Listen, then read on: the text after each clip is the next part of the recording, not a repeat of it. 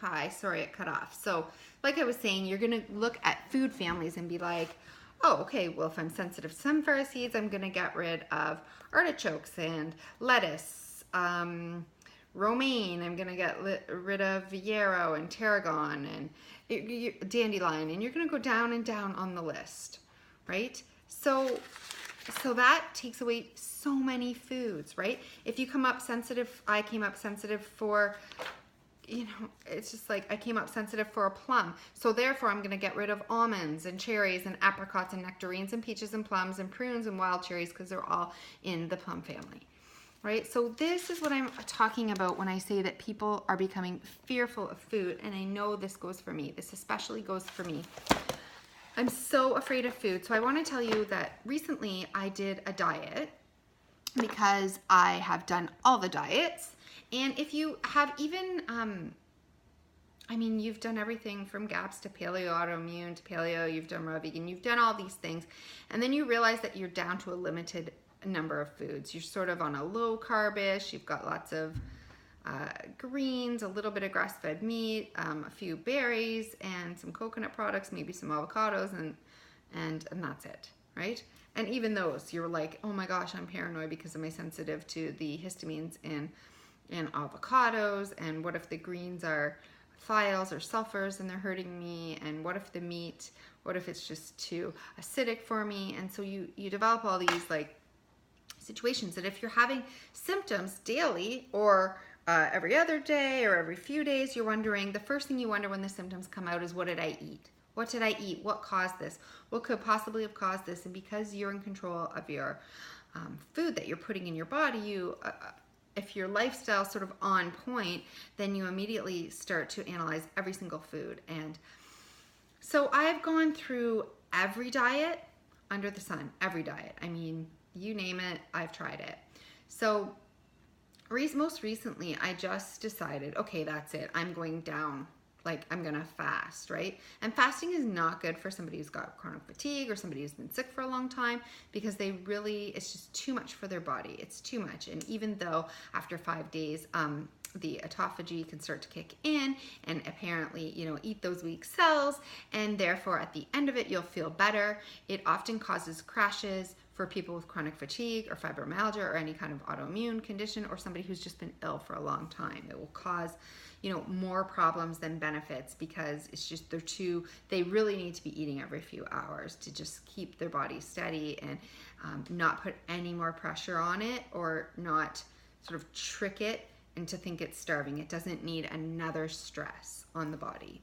So I was like, okay, I can't fast. I cannot fast this time because every time I do fast, I see what happens. But I need to cut out everything once and for all so I can find out what foods I'm sensitive to. So I decided to try the Diet-Wise plan by Professor Keith Scott Mumby, which is a really one I hadn't tried before. And so basically I decided to do kind of like a mini fast or a half fast, so a week program where I just pick one food. So I picked grass-fed pastured lamb because I don't seem to have any reactions to that. So in essence, this was an all carnivore diet, and I know that's come into vogue lately. That wasn't necessarily my goal for it, and it wasn't necessarily to get into ketosis, although I did in both instances, but that wasn't my goal. It was to cut out every single food except for one.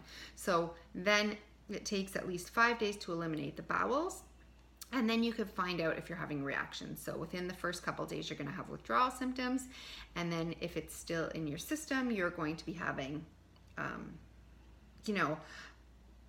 still can be having reactions for as long as it takes to fully clear the bowels. So my goal was to stay on and eat enough grass-fed lamb just for a week and cut everything else out. So that's what I did. And the first few days were rough as my body was... I don't know if I have my numbers here, as my body was dropping very, very quickly from an all-meat diet, even though they do say that when you're getting into ketosis and you have too much protein, it definitely converts, like the process of gluconeogenesis converts the glucose and it basically would kick you out of ketosis. That wasn't the case here. I went into ketosis even though I was eating tons of protein. So maybe because I was eating 0 other carbs, but I did get into ketosis very quickly. Within a matter of 3 days, I was in ketosis. Let me see some of my numbers here. By day 5, by day 5, my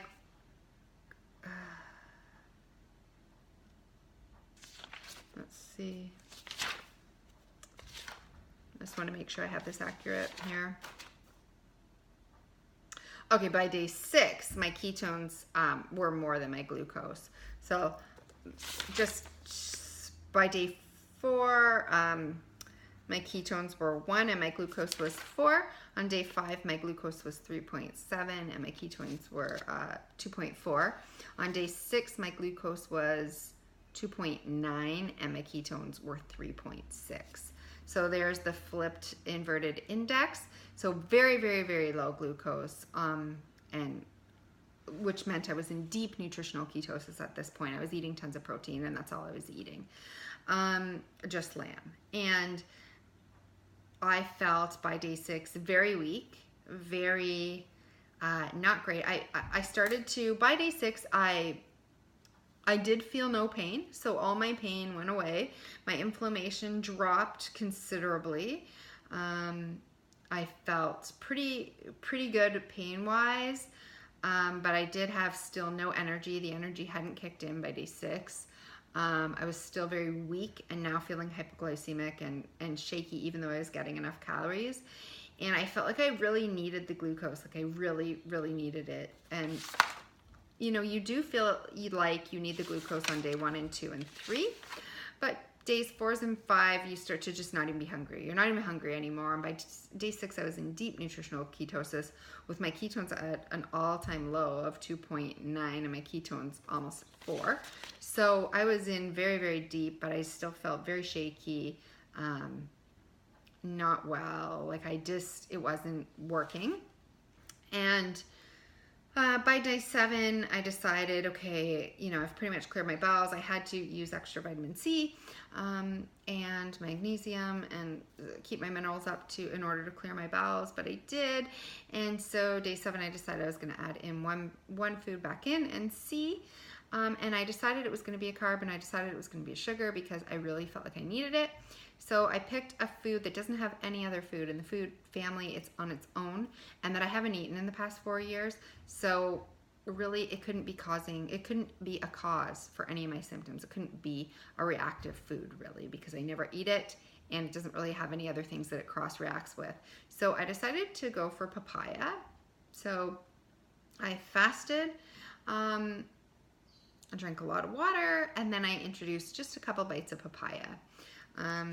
As my body started to come, the next morning my ketones were, and I did, by the way, that day, by the end of the day, eat 2 whole papayas, and they were probably this size. Let me just grab one to show you. And I know that's a lot. My body immediately got so much energy. I felt so much better. I felt like I was living again. But my pain came back like crazy. It was pretty debilitating. I was bedbound, and I was like, oh my God, from a papaya? Are you kidding me? I haven't eaten it in 4 years, and it doesn't cross-react with anything. How could a papaya, how could I be sensitive? Oh, and on my food sensitivity test, it was a 1, so it was almost non-existent. I had no reaction to it. So I'm thinking, how can this food cause this to happen? And I don't know. I haven't decided yet whether it was because I was in ketosis that was actually giving me the benefit, and just the shock to my system on eating sugar was just what completely threw everything off. I don't believe that I'm sensitive to papaya. I do believe it was probably something to do with ketosis and then getting my blood sugar up so high. But then I let it coast for a while. I just decided to eat lamb and papaya, 2 foods, to see what would happen. It eventually settled a little bit, and then I allowed just a few more fruits and vegetables, and I decided to bulk up. So where I'm at now is I was going to try it again. I was going to do it with beef this time because it failed me.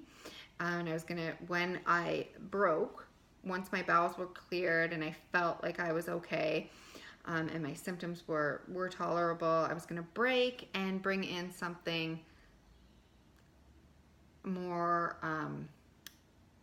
like that would still be considered ketogenic, but something that I'm not constantly eating, so I don't know if I'm reacting to it. So I was going to choose just like plain like greens or spinach or like an asparagus or something like that that wouldn't necessarily be a shock to my system, and see if that, and then I was going to go in, my plan was then to introduce one food every 5 days, and see if I get any symptoms, see what's happening, and just keep going, or every 3 days, and just keep going like this until I've introduced a variety of enough foods that I can make a diet out of. So that was my plan, and it failed. But the whole point of this story is that because I'm so afraid of food, and because I'm so afraid of almost everything in food, and like, is it causing me a problem, right? Like, I just decided I don't want to be afraid of food anymore. And I'm not going to do anything crazy like won't eat dairy, or I'm not going to eat dairy or gluten or grains or anything like that. But I just want to do something that makes sense. And I haven't gone back to this diet for a long time because I've been so fearful. I was on a whole foods plant-based diet for a long time.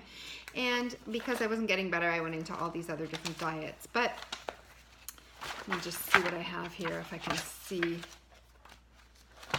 So I'm gonna start a new diet, and I just wanted to give you a heads up because I'm gonna do a video about this, about the fear-based foods, but I'm not gonna do anything like eat eggs or gluten or dairy or corn or soy or rice or yeast or peanuts or something like that. I'm not gonna do that because I do think I would have a reaction. I'm just a little too afraid to go there. But I have become afraid of vegetables and fruit, and I'm tired of being so afraid of fruits and vegetables after so long that I know that they actually are the things that heal people in the end. I mean, when you look at even the Walls diet with Terry Walls, or people on Chris Beat Cancer who have beat cancer, or people who go on juice fasts like Joe Cross, or any of these kinds of sites, people are actually like the people, not the podcasters out there, not the doctors, not the people selling you supplements, not the practitioners who are, promoting diets, but the actual people who are healing themselves are doing so on a variety of fruits and vegetables, right? So being afraid of them is not helping me. It's hurting me. It's hurting me in the long run, right? So I want to go on a diet, and I want to introduce fruits and vegetables back into my diet. I mean, they are a part of my diet, but like all of them, without fear, and see what happens. So I'm going to do, and my next plan is to do, instead of any kind of an elimination diet or going in one direction or another, I'm going to do the inclusive diet. So the inclusive plant-based diet, which means I'm going to bring everything back that I was missing. It's going to still be plant-based. It's going to be whole food. It's still going to be organic. I'll run through in the next video when I'm going to show you. I'm going to actually test the foods in front of you that I'm fearful of most and that I've been fearful of. But basically it's going to be greens. It's going to include nightshades. It's going to include some legumes because, I mean, the healthiest people in the world do eat beans. They are a staple, and I don't want to be afraid of them forever. Lectins, it's going to bring back lectins again. I'll just cook them properly. It's going to include sulfur and thiols again, and histamines again, even though, I'm afraid of these foods, and because of my COMT and PTM or PMF and all these different SNPs, that tell you that you could be sensitive to these foods, I'm just going to ignore that for a while, right? My genetic testing, because I'm going to be bringing back in natural sugar, so I don't want to be afraid of fruit anymore, and starch. I don't want to be afraid. So I could have a total crash. I could have a total meltdown from this diet, but I'm going to give it a try. And this is, instead of giving a diet a try for 30 days that's taking things away and seeing how I react, I'm going to bring everything back in that I actually feel is beneficial from a logical level on what the best diet, what my ideal best diet would be if I wasn't so afraid of all the foods that I actually think are healthy and healing. And so I'm going to eat that diet, and I'm going to eat it for 30 days. And I'm going to see, am I like a total disaster by the end, or does it even out? And am I pretty much the same, or am I getting better? So this is the diet I'm going to do, and I'll share with you in more detail and show you me eating some of the foods that I'm most afraid of and that I've been most afraid of. And it's so ridiculous to be afraid of these foods. And I'm going to share with you my new diet test that I will do for the next 30 days. If that fails, and if I become a total wreck at the end of that, I'm going to go back to the total elimination, just doing beef, and I will do another round and go back into ketosis. But this is what I'm trying for now. And I hope you watch the next video to see exactly what the diet will be.